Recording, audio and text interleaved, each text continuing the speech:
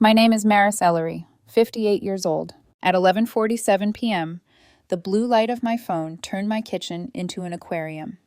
And there it was, my face circled in red under a question that didn't bother to hide its teeth.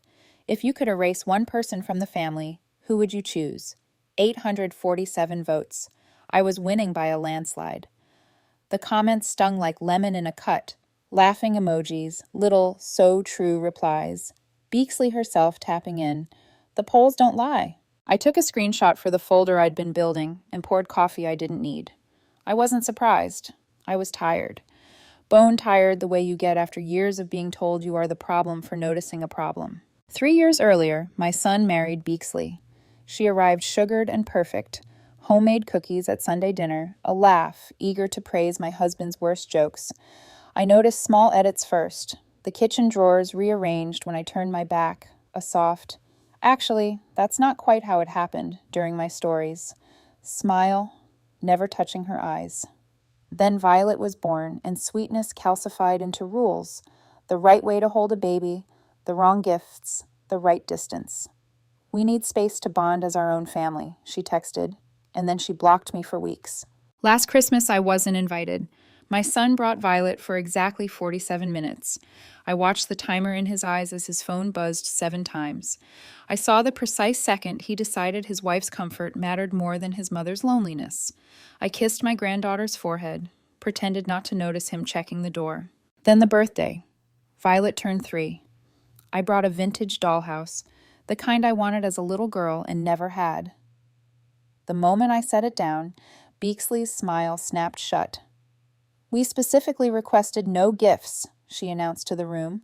"Some people just can't follow simple boundaries." She refused to let Violet open it.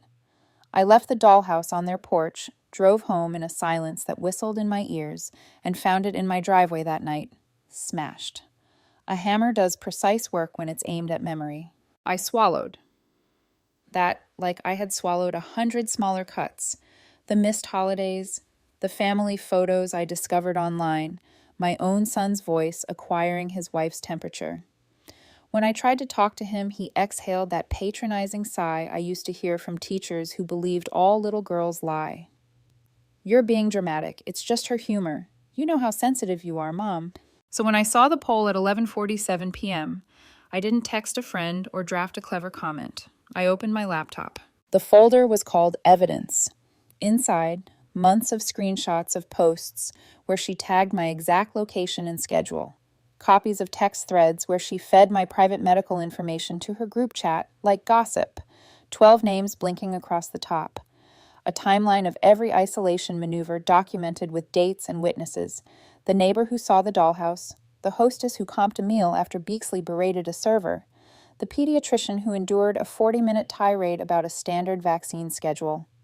I had transcripts, timestamps, a PI's notes.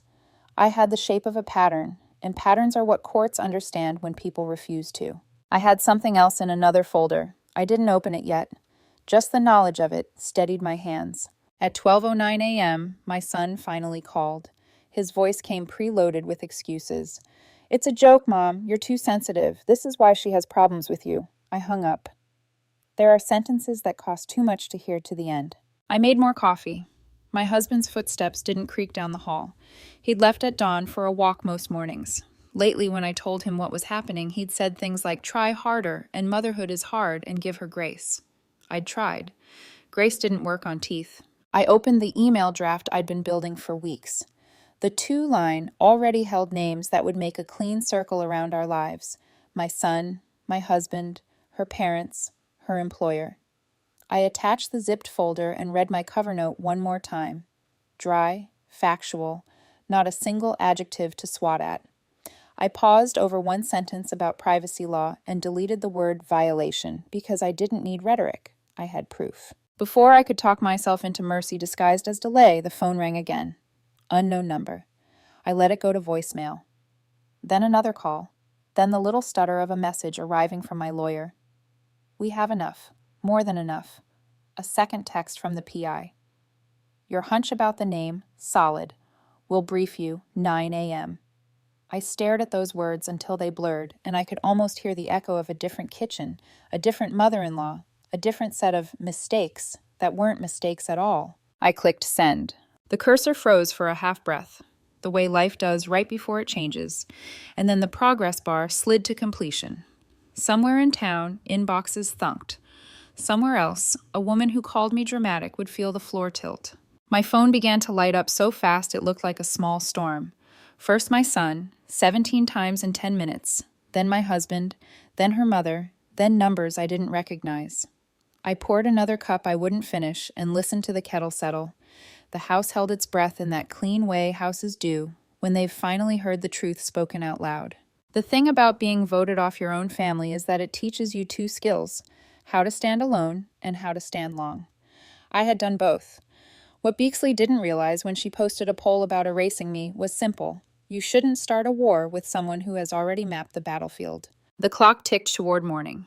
I closed the evidence folder and rested my palm on the other one, the one I hadn't opened yet, the one with the quieter, sharper answers about why my body had started betraying me after Sunday dinners. There would be time for that at 9 a.m. when the PI called. For now, I let the phone ring and watched the light crawl across my kitchen table like it was measuring the distance between who I had been and who I had just decided to be. By 6:41 a.m., my inbox was a siren. Subject lines marched in a single, satisfying font. Received, acknowledged. Follow-up requested. One from Northlake Pediatric Wellness, the clinic where Beeksley worked intake. Arrived with corporate calm. We take privacy and harassment issues seriously. Please provide a number for immediate contact. I pictured the compliance officer toggling between my screenshots and their own HIPAA training slides, highlighting each place where never disclose had been replaced by LOL, can you believe this? At 7:23 a.m., her mother called. What have you done? She demanded, landing every syllable like a gavel. Told the truth, I said. Something you might have tried years ago. She's always been sensitive, the woman whispered, as if softness were a defense against harm. She needs accountability, I answered, and ended the call before she could try to braid pity into absolution. The back door opened at 7:58. My husband stood in the doorway with his morning's worth of denial clutched in his right hand, the phone our son had weaponized with half facts and tone. He says you've lost it, he began, but the sentence died when I turned the laptop toward him. I didn't speak while he scrolled. 11 minutes can be a lifetime. He saw the Instagram poll threaded to group chat screenshots where my biopsy results were dissected like sport. He saw timestamps, the 47-minute Christmas, the no gifts party, the neighbor's statement about the hammer in a porch light's halo. He saw a spreadsheet where a pattern stopped pretending it was coincidence. Somewhere between the pediatrician's affidavit and the hostess's written apology, his mouth softened. How long? He asked finally. 8 months since I started documenting. 3 years since I suspected. Why didn't you tell me? I did, I said gently. You told me to give her grace. He closed his eyes. I'm sorry. I nodded, because there are apologies that fix nothing and still matter, and answered the phone when it rang again. Beeksley didn't bother with hello. You evil, she began, voice serrated. How dare you send lies to my job? Do you know what you've done? I sent screenshots, I said. Lies don't come with timestamps and witnesses. What witnesses? Your neighbors, I said. The ones who saw the dollhouse in pieces. Restaurant staff you berated. Violet's pediatrician. Your stylist. Her preschool teacher. Should I keep going? Silence. I could hear her breathing, quick and shallow. You think you're clever, she hissed. But my husband loves me. He'll never believe you. He doesn't have to believe me, I said. He just has to read. But here's the part you didn't plan for, Beeks. I let a small pause open and set the phrase inside it like a pin. Patricia Benson. The line went dead so fast it clicked. I set the phone down as if it might bruise and opened the other folder, the one I had only rested my palm on last night. There, nested in tidy subfolders, was the paper skeleton of a life she'd shed, court documents from Colorado, an open elder abuse investigation, the obituary of a mother-in-law who passed peacefully after 6 months of unexplained falls and medication confusion, a missing persons note stapled to a name change filed 8 years ago, statements from the first husband's sister about isolation tactics that sounded like déjà vu spoken by a stranger. The dates lined up too neatly to be accident. The adjectives were always the same: caring, overwhelmed, misunderstood. I closed the file and pressed my thumb against the place where the cursor pulsed, steady as a heart. I hadn't even sent that to anyone yet. I hadn't needed to. At 8:16, the doorbell rang. Through the glass, I saw 2 squad cars angling into the curb, the way official vehicles do when they want the block to pay attention. I opened the door to an officer with a notebook and another with hands that knew how to be gentle and firm at once. "Ms. Ellery?" the older one asked. "Yes. We received your complaint last evening along with supporting documentation," he said, eyes clear. "We'd like to take a formal statement, and we'll need to preserve your evidence." I handed him the flash drive I'd labeled Evidence Master, and another I'd labeled Backup, because I don't believe in single points of failure anymore. "There's one more piece you should know," I said.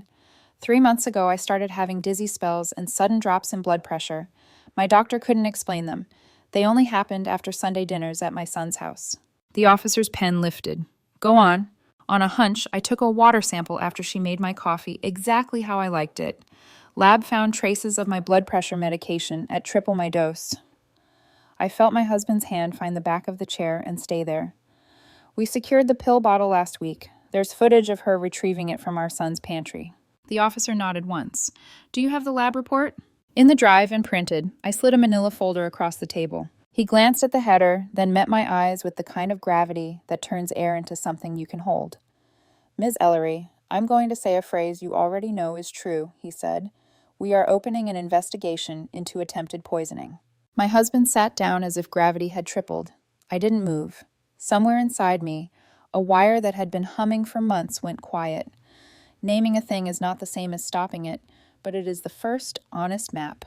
"We'll also contact Colorado," the younger officer added. "The Benson file could be probative." "Her employer has reached out," I said. "I expect they'll be calling you about the privacy breaches." "We'll coordinate," he replied. "In the meantime, do not contact her. If she contacts you, do not engage. Document everything." I almost laughed. "That," I said, "I can do." When they left, the house remembered how to be a house. My husband sat with his elbows on his knees, staring at the space where the officers had stood.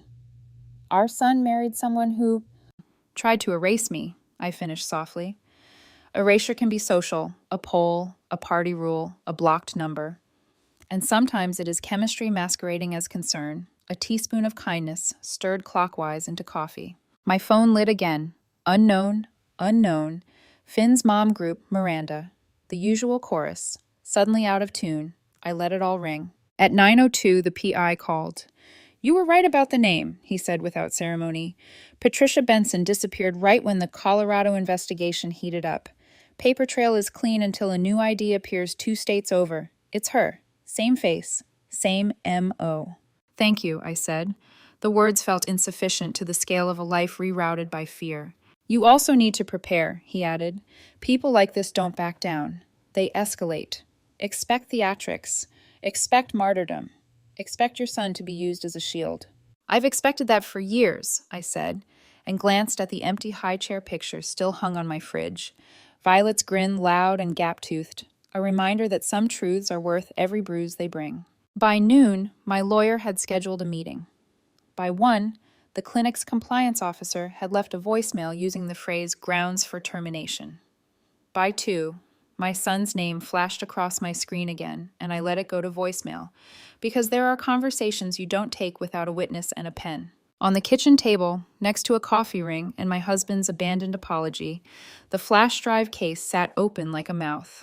I slid a 3rd copy inside and labeled it "For Violet" in small, neat letters. Because someday she will ask what happened to her family, and I intend to answer with proof. The story broke before lunch the next day.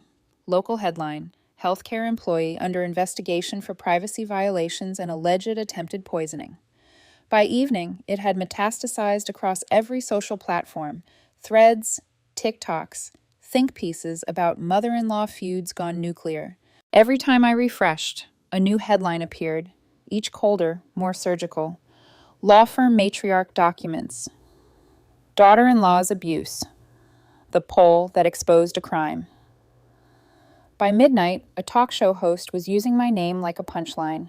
My phone was unrecognizable. Hundreds of calls, thousands of notifications. Camden, my husband, finally turned it face down and said, "It's not oxygen, Maris. Stop breathing it."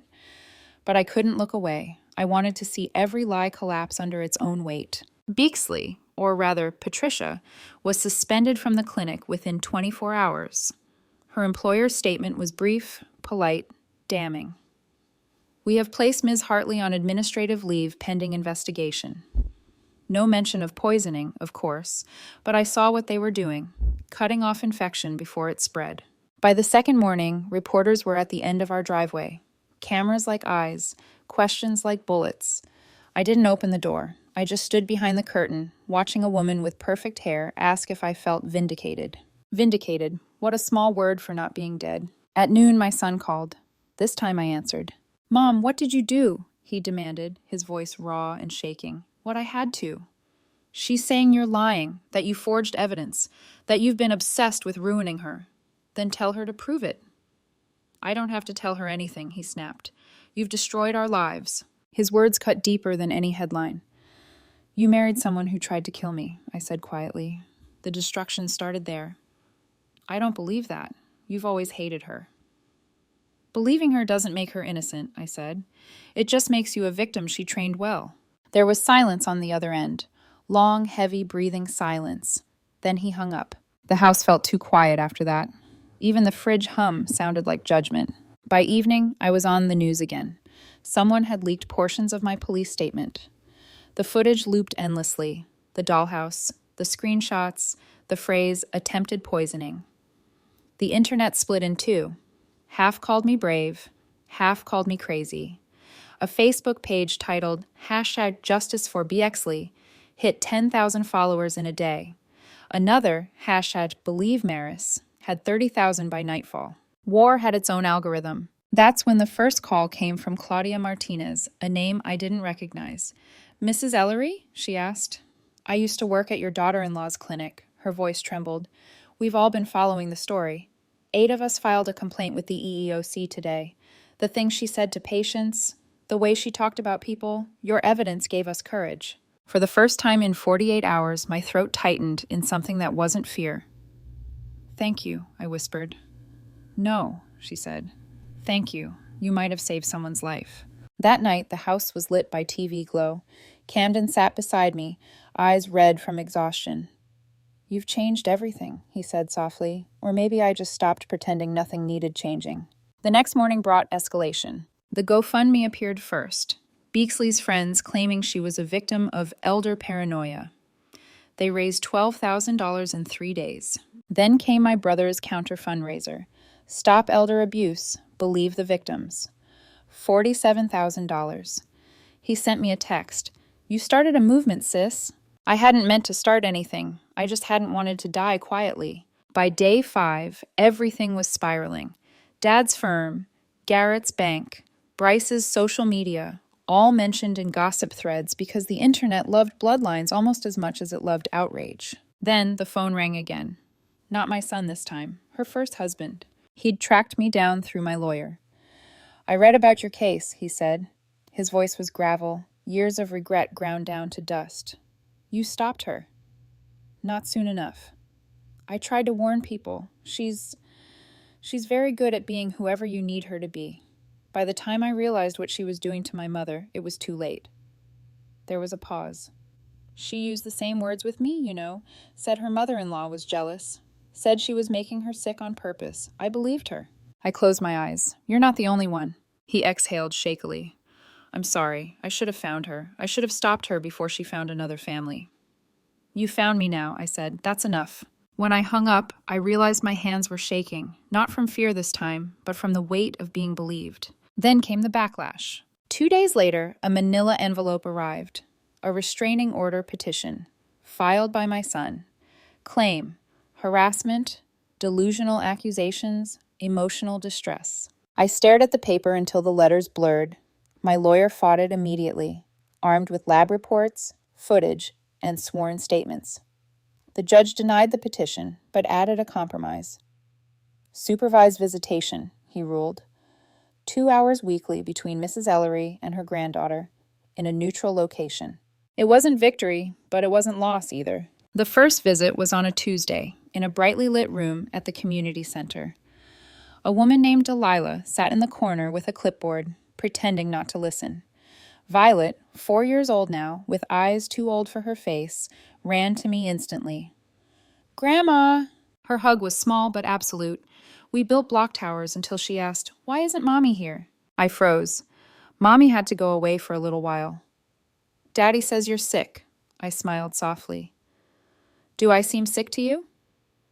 She studied me for a long moment. "No, you seem like Grandma."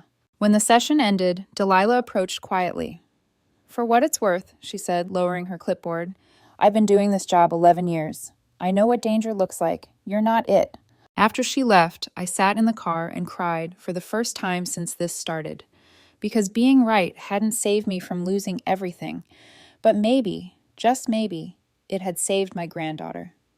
6 months later, the trial began. The courthouse smelled like coffee, paper, and fear, 3 things that never quite leave. Rows of cameras lined the steps, reporters jostling for the best angle of a woman accused of trying to kill her mother-in-law. The first day, the prosecutor laid the story bare. He started with the poll, the smashed dollhouse, the timeline of dizzy spells, each exhibit projected on the courtroom screen like a museum of cruelty. When the footage played of Beaksley slipping into the pantry, removing my pill bottle, the courtroom went dead quiet. Even the air seemed to hold its breath. The prosecutor turned to the jury. "She told the victim it was her imagination," he said. "That she was sensitive, that she was crazy. Gaslighting isn't just emotional abuse, it's preparation." He built the case like an architect stacking bricks of proof. Lab reports, water tests, doctor testimony, statements from the first husband, from Colorado police, from the neighbor who saw the dollhouse. Every piece fit. Every brick rang true. When it was the defense's turn, they tried to turn me into a ghost. "She's grieving the loss of control," her attorney said. "An older woman, afraid of being replaced, inventing a villain to explain her loneliness." He pointed at me like I was on exhibit. "She was prescribed antidepressants," he added, letting the word depressed hang in the air like a diagnosis for unreliability. My lawyer didn't flinch. "She took them after her mother died," he said calmly. "Grief is not delusion. It's proof of empathy." On day 3, Beaksley took the stand. She was dressed like redemption. Soft blouse, subtle makeup, the perfect image of sincerity. Her voice trembled on cue. "I never wanted to hurt her," she said. "I just wanted boundaries. I loved her. She made me feel unwelcome." The jury leaned forward. The performance was good. It always had been. When the prosecutor stood for cross-examination, the tone shifted. "Mrs. Hartley, you testified that you loved your mother-in-law. Is that correct?" "Yes," she said, eyes shining. "Then can you explain why you sent her private medical information to 12 of your friends?" He held up screenshots. She hesitated. "I needed support." "Support for your mother-in-law's biopsy?" he pressed. "One she never told you about because you'd blocked her number at the time?" A murmur rippled through the courtroom. He stepped closer. "Can you explain the security footage showing you accessing her medication?" "I was organizing it. She's forgetful." "Organizing by crushing it into her coffee?" "I never did that," he nodded. "Yet the same medication appears in her bloodstream at triple dosage after every visit. Coincidence?" Her composure cracked for half a heartbeat. It was enough. "Mrs. Hartley," he said softly, "have you ever gone by another name?" Her lawyer shot up. "Objection!" "Overruled," the judge said. Beaksley's eyes darted. "No," she said. "Never use the name Patricia Benson?" A pause so long it could have built a career. "That was a long time ago," she whispered. "You changed your name 8 years ago," he said, "right after the death of your first mother-in-law, Eleanor Benson, who died under suspicious circumstances while in your care. You left Colorado the week the police opened an investigation." She started crying, beautiful, photogenic tears. "I was grieving." "Were you grieving when you deleted your social media, moved states, and filed a new identity the next month?" he asked. The defense objected again, but the damage was done. The mask had slipped. The prosecutor let the silence linger before finishing. No further questions. By the time he sat down, you could feel the shift in the room. The jury didn't see a misunderstood woman anymore. They saw a pattern. On day 6, the verdict came. Guilty on 2 counts of attempted poisoning. Not guilty on identity fraud. Her name change was technically legal. 4 years in prison. When the judge read the sentence, Beeksley didn't look at me. She looked at my son.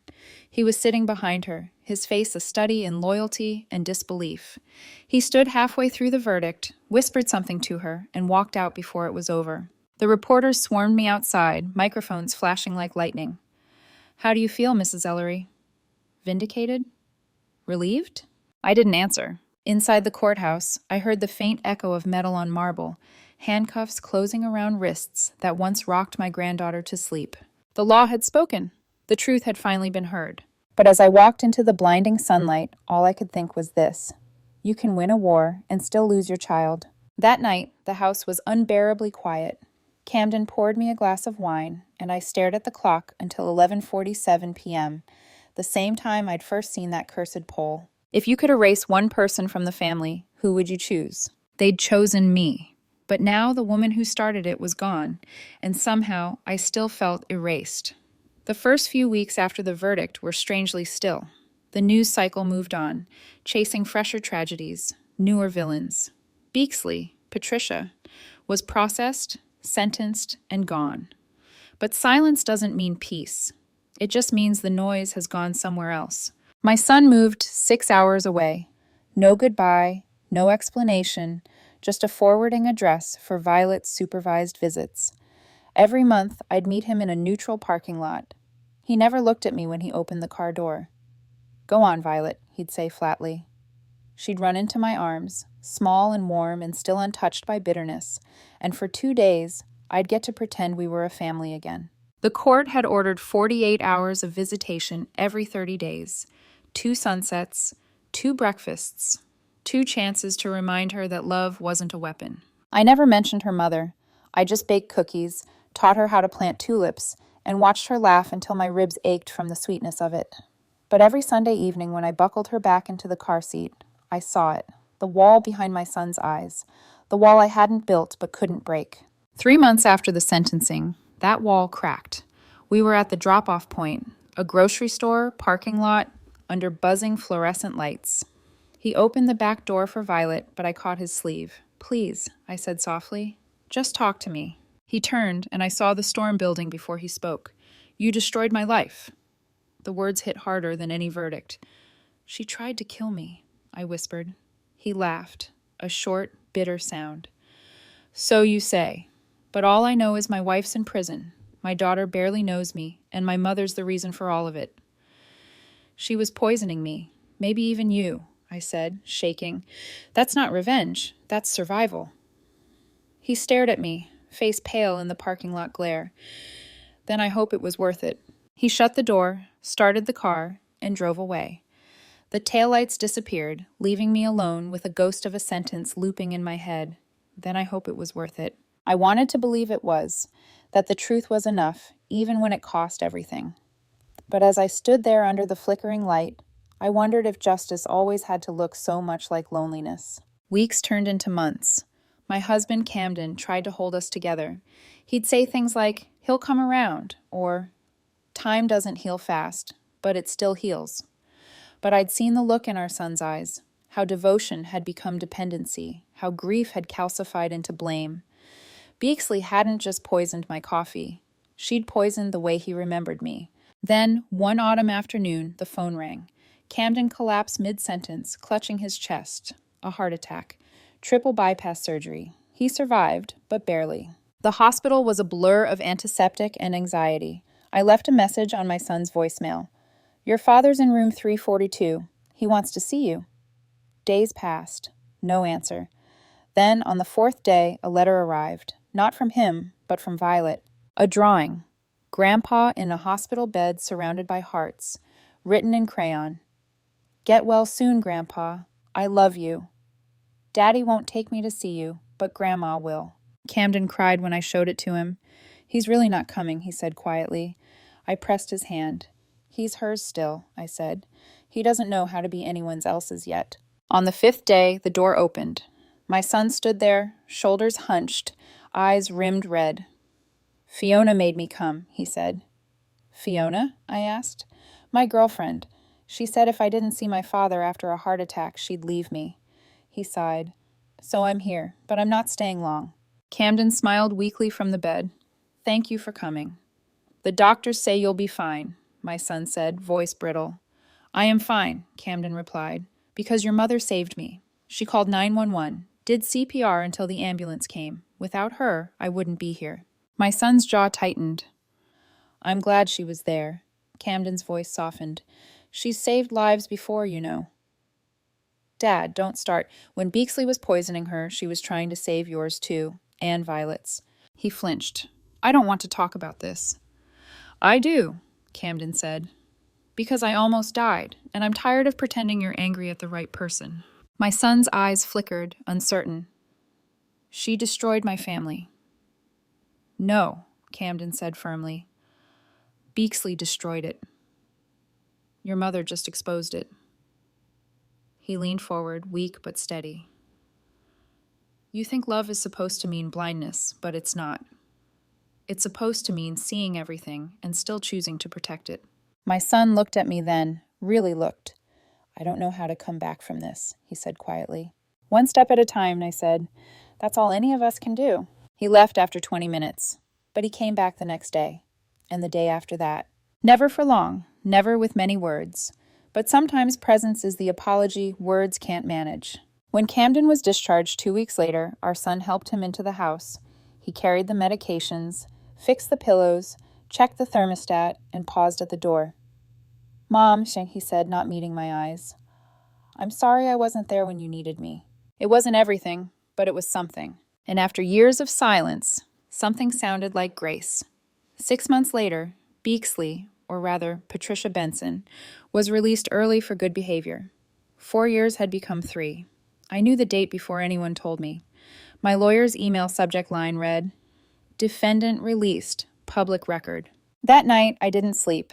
I sat in the living room, a mug of cold tea, untouched, watching the window reflection of a woman who had survived a war and wasn't sure what to do with peace. She moved back to Colorado first, then Nevada. The private investigator I kept on retainer sent me quiet updates. New town, new job, new name, always new. I never said a word to my son about it, but I tracked her movements the way you check for tremors after an earthquake. You don't expect the ground to split twice, but you still keep an eye on the floor. One report hit harder than the rest. She was dating someone. He had an elderly mother. I felt my pulse spike, then steadied my breath and picked up the phone. The Colorado detective who'd handled her earlier case answered. It's Benson again, I said. New name, new town, same pattern. He paused. You still keeping tabs? Just making sure she never finds another Violet. A week later, the investigator emailed me one sentence. Relationship terminated. Family found her record. Good. After that, I let it go, finally. Meanwhile, my son and I began the long, awkward process of repairing what she had broken between us. Therapy helped. Family sessions, individual ones, sometimes with Violet sitting cross-legged between us coloring, while the therapist spoke about trust as a slow rebuild. Violet was 7 now, bright, inquisitive, with her father's eyes, and her mother's ability to fill silence with questions. Mommy was sick, she said one day, coloring a heart with 2 halves joined by tape. Not in her body, in her brain, right? I looked at my son. He nodded. Yes, sweetheart, I said. Sometimes people who are sick hurt others before they get help. That's why Grandma had to be brave. She smiled. I'm glad you were. It was the simplest truth, and maybe the only one she needed. 3 years after the trial, my son invited me to dinner. For the first time, not neutral ground. His house. Fiona, his new wife, opened the door. Warm smile, kind eyes, soft presence. She was a pediatric nurse, steady and good at seeing through noise. She didn't try to replace anyone. She just made the silence between us less heavy. Violet ran to me with a drawing, all of us holding hands, a big yellow sun above. Family again, she declared. We ate together that night. It was awkward at first. Too many ghosts between bites, but the air loosened by dessert. My son cleared his throat. I've been thinking about everything that happened, he said slowly. I talked to her first husband. My stomach tightened. He told me things, he continued, about his mother, the investigation, details that matched everything you said. Things I didn't want to believe. He met my eyes. You were right. I just couldn't see it. I didn't want to. She convinced me you were jealous, controlling, trying to destroy us. And I believed her because it was easier than admitting I'd married someone dangerous. He looked down at his hands. I'm sorry, Mom, for all of it. For not protecting you, for calling you crazy, for leaving when you needed me most. I swallowed the knot in my throat. You were trapped too, I said quietly. You loved someone who made you doubt your own reflection. That's not weakness. That's survival. He shook his head. No, it's blindness, and you paid for it. I reached across the table and covered his hand. Then let's both stop paying. Tears slipped down his cheek. Fiona squeezed his shoulder. Violet looked between us, confused but smiling. Does this mean Grandma gets to come to my birthday and Christmas now? My son laughed softly through the tears. Yeah, kiddo. Grandma's coming to everything. I smiled. Forever? Forever. We never mentioned Beaksley again. Her name became shorthand for something we didn't need to revisit. She existed in our past like a shadow pressed flat against the wall, visible only if you turned toward the light too sharply. The Instagram poll that started it all, the one with my face circled, was long deleted, but I kept the screenshot. 847 votes, a landslide for my erasure. Sometimes I'd look at it and think about how easily people vote to remove what makes them uncomfortable. Sometimes I'd think about how I almost let them succeed. But mostly, I'd think about the quiet revenge of survival. Because here's the thing no one tells you about endurance. It's louder than destruction. Every Sunday dinner, with Violet's laughter echoing down the hall. Every phone call from my son just to ask how I'm feeling. Every ordinary day I wake up still here, proof that I was never the villain of anyone's story, but the hero of my own. Years later, Violet grew into a teenager with fire in her voice. She asked me once, Grandma, if you could change one thing about what happened, would you? I thought about the smashed dollhouse, the courtroom, the lonely years, the nights I wondered if truth was worth the cost. Then I looked at her, safe, loved, fierce, and said, no, because some battles aren't about winning. They're about refusing to disappear. She smiled. That's what I'm going to tell my kids someday. I laughed softly. Tell them Grandma fought a war no one believed in, and won anyway. The poll had asked who should be erased. They'd chosen me, but I was still here. And I always would be,